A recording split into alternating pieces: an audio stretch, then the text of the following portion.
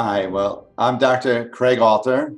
I'm one of the senior clinical pediatric endocrinologists at the Children's Hospital of Philadelphia, which is part of the University of Pennsylvania.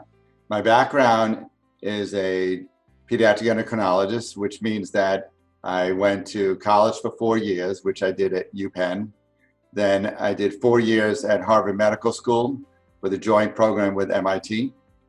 And then I did 3 years of pediatric residency that was at Boston Children's Hospital. After that, to become an endocrinologist, I did fellowship training, which I did at the Children's Hospital of Philadelphia, where I currently work. Well, I feel like when we see families, they have a lot of questions, and some of them go beyond just endocrinology. They have a lot of school questions, they want to share a lot about their lives. And I realized that the best way to do that is not just to share it with me, but to share it with other families who are in similar situations. I find that no two families are the same, that every family has unique issues. At the same time, they do share a lot in common.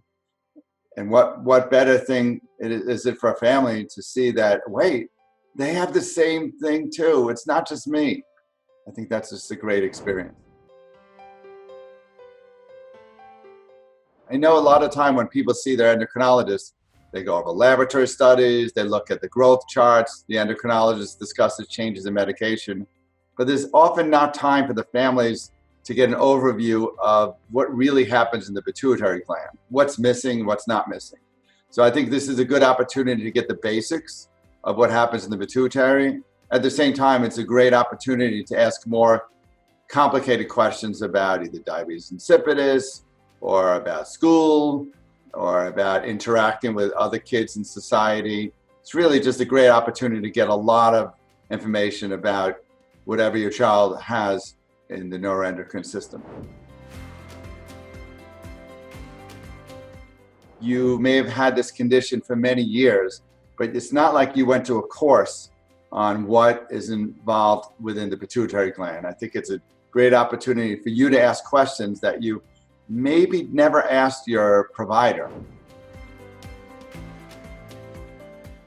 A little secret is that I learned a tremendous amount from these conferences. When families tell me that they're having issues with something, I don't always know that. And it could be something financial, it could be something about school, it could be something about work. So I'm learning a tremendous amount, not just from my own families who attend the conference, but from everyone else. So I'm a learner as well.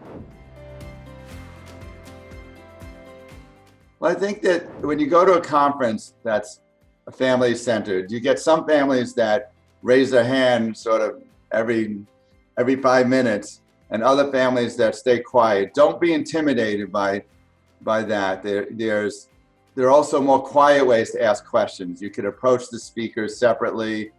This, of course, is going to be virtual this year. But there are a lot of opportunities for you to get your questions raised. And please don't be shy, because there's no such thing as a bad question.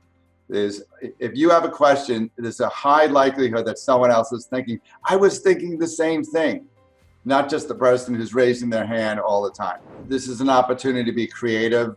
There's an opportunity to write questions rather than just pose them verbally. Some people would never ask a question verbally, unless they're the only person left on the planet. But in the virtual scenario, you'll be able to write some things down, submit questions. I don't know the format that it's how it's going to work, but we're going to all learn from this. This is a new powerful system.